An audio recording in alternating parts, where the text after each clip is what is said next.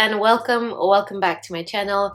Today I want to give you my 9 months update of my consulting job, and if you're new here, for your context, my name is Anastasia, I'm 25 years old, and in February I started this new job in consulting on the graduate scheme in one of the big four firms in London. So it's been a very up and down experience, so I'm gonna tell you a few things. One is what I've been up to and what I've been doing work-wise.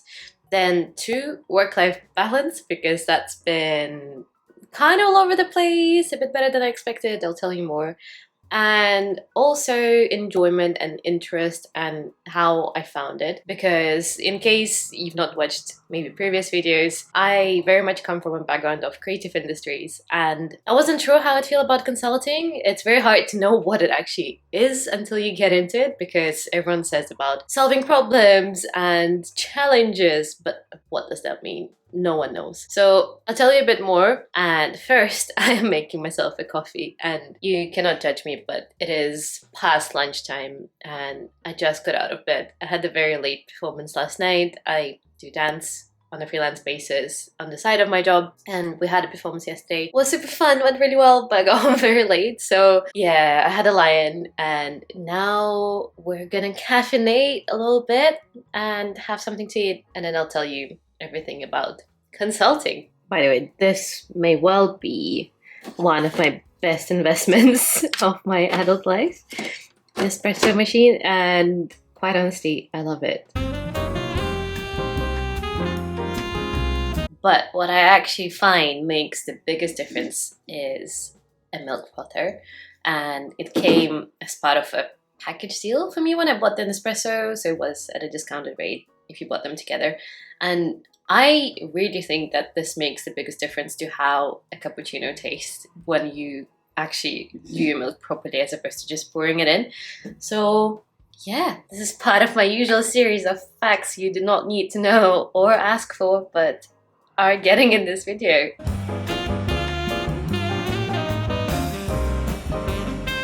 Right, so starting from what I've been up to, I'm gonna give you a rough timeline. I started the job in February, mid-February, and then we had about 4 weeks of induction time. Some of it was virtual, some of it was in person, which was super lucky. And that was just us learning about how the firm is structured, what all the different departments mean, what you might be doing on the job, getting some skills, and obviously networking as well, because we are quite a big cohort of about 300 people, I think, starting at the same time in the graduate scheme. So that was the first month, and then after that, you got assigned to your first project, and mine was in transport in public sector. So I was on that project for about 2.5 months. After June, it was a long weird time being on the bench. And if you watch my previous videos, if you're aware of the terminology, being on the bench means you don't have a project and you're doing other stuff. And other stuff is something that I've talked about in the previous video, about the 3 types of work you're supposed to do as a consultant, so feel free to check that one out. But essentially what you're supposed to be doing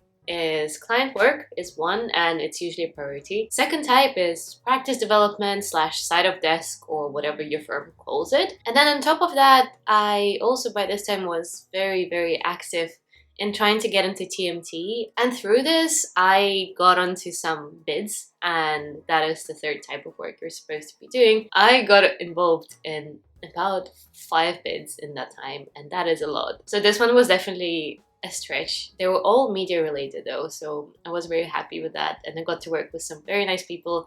Really enjoyed it, but it was stressful, not gonna lie. A quick pause for a piece of chocolate.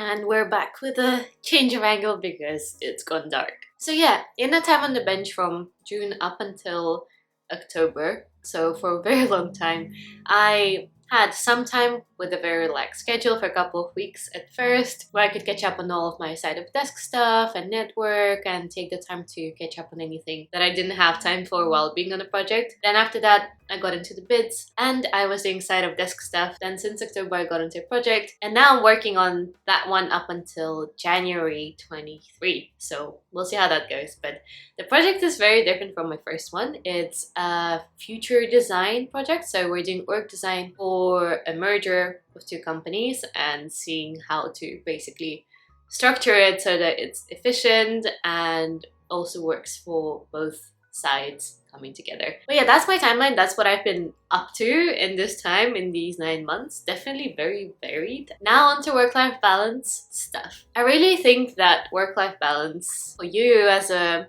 junior person in the team depends a lot on your manager and also what industry and what sector you're in. Because based on the stereotype, for example, if you are in public sector, which is where my first project was, you would typically have slightly better working hours because the organizations in public sector, they tend to have normal working hours. So you're kind of mirroring your client. And I think in private sector, you're kind of known for having slightly more variation depending on the culture of the company you're working with. That is a big factor. And also another big factor is the time zone, because when you're in private sector, you have way more variation. If you're in public sector, you're likely to be working with some sort of government body or organization that is in the country you're in. And then financial services, I think, are known for just being very, very intense. And I feel like some people probably have a good experience there. I'm sure it's not all bad. So yeah, that's the first factor. It's what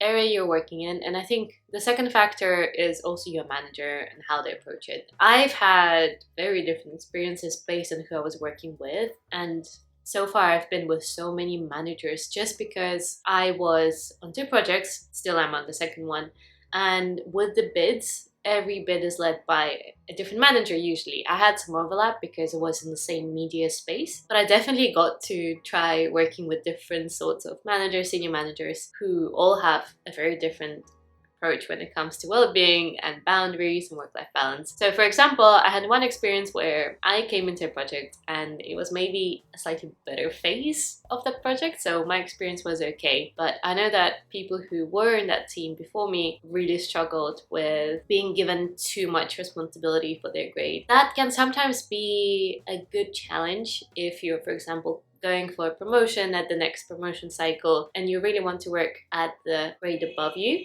That's fine, that makes sense, right? But if you're given responsibility that is 2 or 3 grades above you, that should not be happening. And I think it did happen for some people in my team. I was a lucky one. My experience was good. I was very much new to the team, so I was still kind of in that space where everyone is expecting me to just kind of settle in and learn. I also have worked with some managers who have been really great at leading by example. So if it's, I don't know, 5:30 p.m. and then they have a commitment in the evening, they just log off, they put an out of office and they don't reply until they log back on. Yeah, as much as I think that it's improved since pandemic, but also generally over time, I think mental health and boundaries are becoming more of a thing. I think for some people it's still not really the case, and even though you are junior, I feel like you just have to do this stuff and you have to draw the boundaries where you need them for your own mental health. And now on to an even closer angle for the last part of this video, which is how interesting has it been and just generally how much have I enjoyed it so far. And on that, I do have some thoughts. To begin with, when I was going into consulting and starting there, I think I knew from the start, and I still know that now, that it's not the passion of my life. I'm not going to be fulfilled there long term. So I think my expectation for enjoyment and fulfillment have been fairly low, like just not huge. I didn't expect to find it there. But I still want to enjoy the work to some extent to make me stay there, because otherwise you're just going to be miserable for a few years that you want to stay in consulting. So with regards to that, I've had a couple of different experiences. I think my first project, which was in transport, was extremely boring to me. And that's because I have no passion for transport whatsoever. I'm just not interested. It's not my thing. I love traveling as a consumer. I enjoy being on transport, but I do not want to work in it. Plus the fact that a lot of the team were not coming into the office, and I think the human interaction matters a lot to me in terms of how I enjoy the project. So there is that. Bid work was interesting because I was so happy to get into something that relates to a media client, because I really want to work in media and entertainment while I'm in consulting, because I think that's the part that would click the most with me. So I was very happy about that. At the same time, because it was such an intense time, in terms of managing multiple bids at the same time. I almost didn't have time to actually enjoy the fact that it's a media sort of challenge and to get into it, to maybe research more, because I was always getting tasks done. There was definitely a level of enjoyment, because even doing the very mundane and very admin and very boring tasks, aligning stuff on slides and, I don't know, rephrasing stuff on slides so it's succinct, stuff like that was instantly more interesting just because it was in the industry that